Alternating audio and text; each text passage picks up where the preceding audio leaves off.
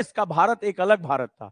आपने इंडिया रखा, आप विश्व के साथ कदम दर कदम चाहते थे जाना, साम्राज्यवाद का विरोध कर रहे थे, तो आपको वर्ल्ड पॉलिटिक्स के साथ जोड़ना था। लेकिन आज भारत एक अलग टाइमलाइन से जा रहा है। अब जरा इस टाइमलाइन को समझो, और कुछ रिसर्च मैंने इस बीच में की है, हो सकता है मेरी व्यक्तिगत रिसर्च हो सकता है आने वाले समय में सही हो जाए। मैंने भारत को कुछ अलग तरीके से देखा है, देखने की कोशिश की है। ये एक रिसर्च है मेरे सामने, और इसको समझने की कोशिश करना कि भारत के इस टाइमलाइन में 1947 में हम आजाद हुए, और देश को समझने के लिए देश और काल की बहुत आवश्यकता होती है। देश काल की बड़ी आवश्यकता होती है। देश अंगड़ाइयां लेता है, समय परिवर्तनशील है, हर वक्त बदलता है, और कहते हैं कि जो परिवर्तन के साथ परिवर्तित होता है वही सरवाइव कर पाता है। ठीक है, जो बदलते वक्त में खुद को बदल पाया वही बचेगा, नहीं तो वक्त उसे बदल देगा, याद रखिएगा। तो अगर मैं बात करूं तो मैंने भारत की कुछ टाइमलाइन बनाई है। 1947 से हम आजाद हुए और ढेर सारी मिक्स व्यवस्थाओं के साथ आगे चलते रहे, कभी समाजवाद, कभी मिश्रित, कभी ये कभी वो। 1991 तक आते आते हमारी वो जो सारी पूंजियां थी जो हम सोवियत से लेकर आए थे, 1991 में सोवियत संघ का विघटन हो जाता है, जो कि समाजवाद का एक गढ़ बना हुआ था, और भारत 1991 में एलपीजी को धारण कर लेता है। ठीक है, यानी अपनी अर्थव्यवस्था को धीरे धीरे खोलने की तरफ वो आगे बढ़ पाता है, और धीरे धीरे इसके माध्यम से जो वेस्टर्न कल्चर है वो भारत में बहुत तेजी से प्रवेश करना भी शुरू करता है, उसकी इकोनॉमी आनी शुरू होती है, और धीरे धीरे हमारे परिवर्तन। लेकिन मैं जहां तक समझ पाता हूं 1991 में भारत में कोई बहुत बड़ा चेंज नहीं आया था। मैं जहां तक समझ पाता हूं भारत के लिए जो 2000 से 2020 का जो काल है सबसे खतरनाक काल रहा है। इस दौरान जो पीढ़ी बड़ी हुई, जहां तक मैं अपने आप को समझ पाता हूं, और मैं इसको स्टडी, मेरा यह मानना है कि सन 2000 से 2020 का जो काल था वो नियो मैकाले काल नाम दिया, इसको मैंने नाम दिया नियो मैकाले। ये हो सकता है मेरे व्यक्तिगत विचार हो, लेकिन सन 2000 से 2020, इसमें खासतौर पे 2014-15 तक जो पीढ़ी पढ़ी लिखी जो आगे बढ़ी, सबसे ज्यादा उस समय अंग्रेजी शिक्षा का प्रसार इसी समय हुआ है। इसको मैंने अपना एक नाम दिया है नियो मैकाले टाइम। ये मेरा व्यक्तिगत विचार है। मैं समझता हूं कि मैकाले ने जो 1835 में भारत के लिए सपना देखा था वो सही मामले में सन 2000 से 2015-16 के बीच में आया। मैं इसको 2020 तक मान लेता हूं। ये वो काल था जहां एक बहुत बड़ी पीढ़ी बहुत तेजी से वेस्टर्न कल्चर के इन्फ्लुएंस में आई। कभी भी तुम सोच के देखना, ये मैं एक बात कह रहा हूं कि मैं चाहता हूं मेरा सारा स्टूडेंट इस पर सोचे, इस पर विचार करे, इस पर विचार करे। सबसे ज्यादा इंग्लिश एजुकेशन गांव गांव में पहुंच गया, हिंदी एजुकेशन का हमने बहिष्कार शुरू कर दिया। गांव में भी किसी को पकड़ो, बोले यार थोड़ा सा पैसा हो जाए, हम अपने बच्चे को अंग्रेजी माध्यम में पढ़ाएंगे, इंग्लिश नहीं बोल पाता, अंग्रेजी माध्यम में पढ़ाएंगे, वो भी थोड़ा फर्राटेदार बोलना शुरू करे तभी तो नौकरी उसको मिलेगी। सन 2000 से देखना कि हमारे टीवी का नेचर बदल गया। पहले हमारे यहां दूरदर्शन था, सबसे खतरनाक सेगमेंट आया। 1991 में हमने शुरुआत की थी, लेकिन 24 घंटे वाला मीडिया नहीं था। खबर तब भी शाम को आती थी कि हाँ देश के समाचार प्रमुख इस प्रकार से है, घर भर बैठ के बात करता था। 1991 से हमने खोला, लेकिन उसका प्रभाव आया, दो जो चीख चीख के बात करने वाले, खबरों को बनाने वाले चैनल आने शुरू हो गए।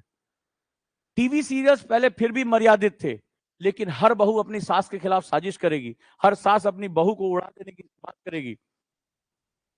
ये तुम हंस रहे हो, लेकिन भारत में जो पारिवारिक मूल्यों में परिवर्तन हुआ वो इसके माध्यम से। रियलिटी शो के नाम पर अभद्रता, प्राइवेसी का हनन, ये सब कुछ इसी समय के बाद आया, और समाज में इसका स्वीकार किया जाने लगा। और एक समय आता जहां पर टीआरपी की होड़, जो पॉपुलर होने की होड़ इतनी आगे चली गई कि मर्यादा और अमर्यादा के बीच में हम सारे अंतर भूल गए। टीवी पे वो सब कुछ दिखाया जाने लगा जो पहले मर्यादित हुआ करता था, और इसका मतलब है कि घर घर तक वो चीज पहुंच गई। तुम कभी टाइमलाइन पलट के देखना, 2000 के बाद से जो सीरियल, जो सोप ओपेरा, जो ये सारी चीजें, डेली सोप्स हमारे आने शुरू हुए, जिसने हमारे मूल्यों को हमेशा के लिए बदल दिया। भारत का जो ये काल था उसको मैंने नियो मैकाले काल नाम दिया है। मैकाले जो चाहता था वो 1835 के बाद उतनी बड़ी संख्या में नहीं कर पाया जितना उसने सन 2000 से लेके 2020 के बीच किया। पढ़ के देख लेना। भारतीय संस्कृति का जो बहुत बड़ा हिस्सा कटा है वो इसी दौरान कटा है। आप देखना, आप भी उसी बीच में पले बड़े हो, तो अपनी बुक्स, अपने विचार, अपने घरों में आने वाला जो टीवी सीरियल, जो प्रोग्राम, अश्लीलता, तुम जरा देखना कि क्या हुआ इस दौरान। मीडिया, बहस, समाचारों का बदलता हुआ स्तर, सब कुछ इसी दौरान हुआ। इसी दौरान भारत में जबरदस्त टीआरपी के नाम पर अंधविश्वास, सुबह सुबह चैनल खोलो सब कुछ उसमें आ जाता है। तो ये भारत का वो काल था जिसको मैंने नियो मैकाले काल नाम दिया है, मेरे हिसाब से, मेरे विचार से। क्योंकि मैकाले इतना प्रभावशाली पूरे दुनिया में, पूरे भारत के कालक्रम में कभी नहीं रहा जितना इस कालक्रम में रहा। हमने अपने खान पान के तरीके, अपने व्यवहार, अपनी देशज परंपराएं, भारत ने सब कुछ नष्ट इसी 20 साल के अंदर कर दिया। इसी 20 साल के अंदर हमने सब कुछ नष्ट किया है। तुम देखना जरा जाके, आज चेक करना, सोचना इस बारे में। लेकिन फिर कुछ भारत के अंदर खास बात है, कोरोना काल आता है। इसके परिवर्तन की शुरुआत 2016-17 से शुरू हो जाती, क्योंकि उस समय मैं मान के चलता हूं 2014 के बाद से राइट विंग यानी भारत की बात करने वाले कुछ लोग धीरे धीरे बाहर आने लगे। इसको बड़े अलग अलग नाम दिए जाते हैं, कोई कहता है हिंदुत्व की बात हो रही है, कुछ कह रहा है, लेकिन मैं कहता हूं भारत की बात होनी शुरू हुई थी थोड़ी थोड़ी। क्योंकि इससे पहले बात करने पे बड़ी शर्म सी आती थी। हम जैसे ही अपनी बात करने लगते थे, एक बहुत बड़ा वर्ग था जो यहां भी और बाहर भी था, जो अभी भी है, वो भारतीयों को गैर प्रगतिशील बोलने लगा। मतलब अगर आप संस्कृत की बात करोगे तो गैर प्रगतिशील हो, तुम पिछड़ने जा रहे हो।